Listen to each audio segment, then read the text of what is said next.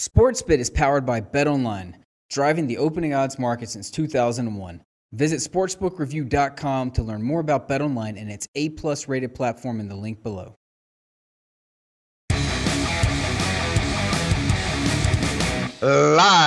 Recorded live from Las Vegas on a Monday morning, January 8th, 2018.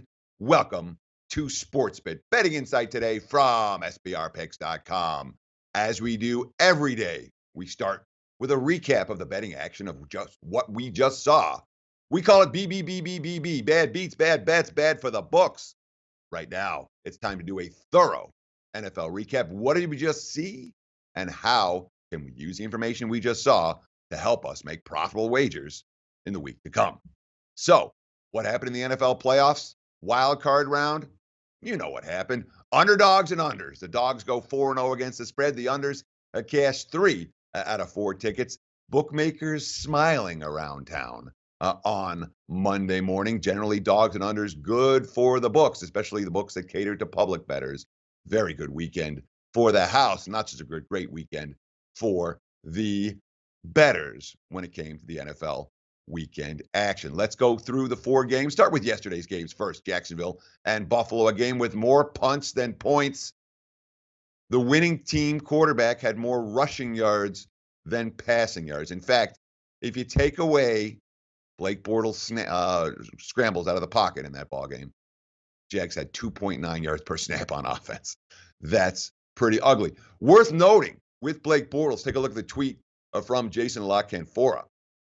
Bills were missing half of their starting secondary for an extended stretch of that ball game. White and Hyde both got medical attention.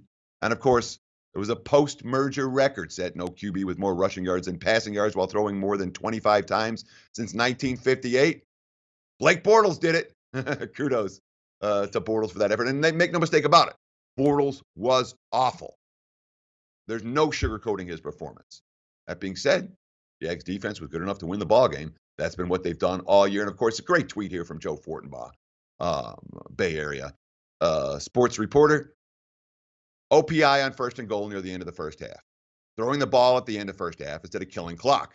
Terrible clock management. They literally gave away a field goal at the end of the first half. The McCoy screen, the one big play on offense for Buffalo. Oop, there was a holding call on that, pulled it back. Failing to get the play off before the out-of-bounds challenge in the second half when they were rallying, trying to get back into that ball game. On the road against the number 1 defense of playoffs, you can make maybe 1 or 2 of these mistakes, but not all. Fortenbaugh got it right. Bills made a ton of mistakes, and the Jags survive and advance underdog and under in that one. Panthers and the Saints, this was all about the offense yesterday. And again, from a point spread perspective, New Orleans took most of the money. They closed 6.5 in that ball game. Total wise, the only over to cash. It's an over that has us concerned about New Orleans moving forward. Drew Brees, he was brilliant, 23 of 33, 376 yards, 2 touchdowns over. He did throw the 1 pick that left the door open for Carolina late.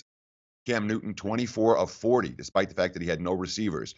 349 passing yards, no interceptions, despite the fact that he had no receivers. Of course, you look at the tweets from the NFL research. Drew Brees' 80-yard first quarter touchdown pass to Ted Ginn, the longest play from scrimmage for the Saints this season, and the longest play from scrimmage allowed by Carolina this season. In fact, the longest Saints touchdown in the playoffs since Reggie Bush had an 83-yard punt return in their 2009 Super Bowl run. That being said, the story of this game, here's another one from NFL research.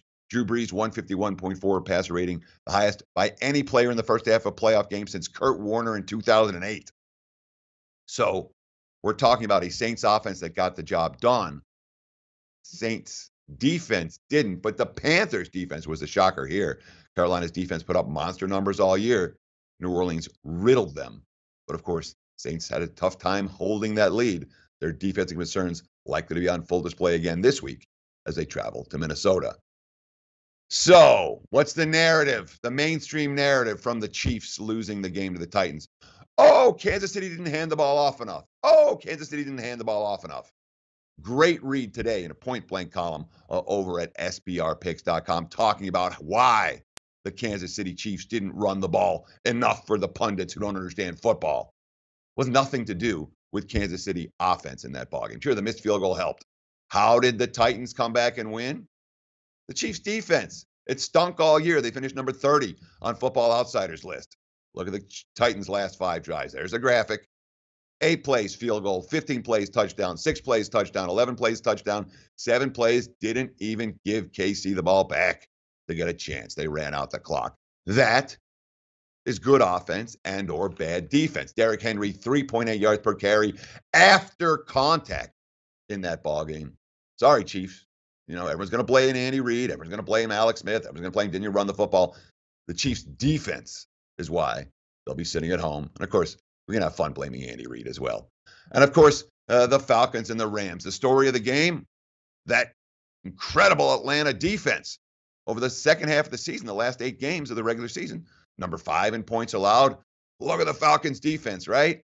Well, again, that's your mainstream narrative. That's not what you come to SportsBit for. Atlanta Rams. Here's the graphic. The Rams special teams under John Fossil over the last 5 years. Brilliant, brilliant, brilliant, brilliant, brilliant every year. What happened here? Those great special teams. Farrah Cooper, who has hurt Rams backers more than once this year. He was the difference. I mean, literally, he was the difference. First, he fumbles on the punt return to set up the field goal. The key was the fumble on the kickoff return to set up the touchdown. He gave away 10 points. He forced the defense to be on the field for 17 consecutive snaps that wore down that defense. It showed in the second half. The Rams defense was on the field basically for about 9 minutes straight with those 2 fumbles back-to-back, with a scoring drive, the fumble on the kickoff, and then another scoring drive. That wears a team down. Special teams were the story of that game, and the team with the better special teams units lost. Can't stick it with Atlanta, not giving the money back. But to say the Falcons dominated that game, look at their defense, no. It was special team screw-ups from a great special team teams. And I have to note this, in deference to my old partner, Paulie Howard, one of the worst decisions you'll ever see. 6 minutes left in the game. Falcons score a touchdown to go up 25-13. They're up 12. I don't know what Dan Quinn's thinking. They kicked the extra point. They didn't go for 2. Didn't matter. The Rams didn't score again. But that's the type of bad decision that bettors should pay attention to. Dan Quinn's a coach we like a lot. His obvious decision not to go for 2 there, that's a failure on the head coach. And it's something worth noting. Of course, we have the divisional round openers all set up for this coming week action. We'll break down all 4 playoff games, every playoff game broken down here on SportsBit. Let's just run through the openers real quick. And by openers, by the way, I'm talking about what the lines look like. Not, you can argue, oh, the Westgate opened here and Chris opened there and BetOnline opened here. These are the broad market numbers on late Sunday night. Philly, 2.5-point home underdogs, the first number 1 seed ever to be a home underdog in the divisional round. 41.5 the total against the Falcons. New England, 13.5, starting to see 13s this morning for the Patriots. 47 against the Titans. Pittsburgh, there were some 7s. They're gone. 7.5, the prevailing number. 41 against the Jaguars. And the Vikings, I'm seeing mostly 3.5s out there. Just looking, there are some 4s starting to pop up for sure on Minnesota. 45, the total against the Saints. And this has to go up there. Take a look at this graphic. Why is there so much love for the home favorites in this game? For most of the favorites. Well, when you talk about the career playoff starts for the quarterbacks, there's some pretty strong differentials. Brady's got 34, Mariota's got 1. Roethlisberger's got 20, Bortles has 1. Ryan's got 9, Foles has 1. Breeze has 20, Keenum has 0. And as we saw very clearly from start to finish on Saturday and on Sunday, the QBs that lack the postseason experience, they might be good, but there's something to be said for having experience in these ball games. There may be some mismatches coming this weekend. We're sponsored by BetOnline.com. Big BetOnline fan, absolutely. Very reputable sportsbook that I have no hesitation in recommending. That being said, I'm happy to talk about other sports books. Let's talk about the Greek. This is a great tweet from the Greek. And it's a tweet that I wanted to call out. Here's a tweet. We have the lowest price on the board for the Atlanta Falcons. Atlanta minus 2.5, minus at 108. We want Falcons money. That came yesterday on Sunday. The sportsbook's telling you they want. They're like, hey, we're unbalanced. Give me some Atlanta money. They got it. But I appreciate when a sportsbook said, hey, this is what we want. Dave Mason from Bet Online, who we'll talk to tomorrow, does that a fair bit of the time as well. Honesty from sportsbooks. People don't believe it. Oh, what are you talking about? Sports, well, you can't trust them. They're saying, here's our number. Come bet it. Our books are unbalanced. That's not what we want. Appreciate that tweet from the Greek, although that has come and gone. Worth talking very briefly about the regular season meetings, and I mean very briefly. All right, 2 of the 4 matchups are rematches from the regular season. The Saints and the Vikings, they met in week 1. So how do we approach that game? Well, Adrian Peterson was a leading rusher for the Saints. Kobe Fleener was their leading receiver. Sam Bradford was great. He had 350 yards passing. Dalvin Cook was great for the Vikings, 120 yards rushing. Of course, none of the 4 have played for that team in the last 4 months. So all the key players from that one, gone. Throw that game out completely when it comes to this matchup. Steelers, Jags, you remember that game. I remember that game. I had a bet on Pittsburgh. And then I watched Big Ben throw 5 picks, 2 of them pick sixes. I watched Fournette bust off a 90-yard touchdown in the final minute. I watched a 30-9 final score where the Jags dominated. And I watched a low point in the Steelers season. Pittsburgh has revenge, yada, yada. The Jags secondary matched up fairly well with the Steelers receivers in that ballgame. Although it's been a long time between then and now. How much do I take that meeting and say it matters?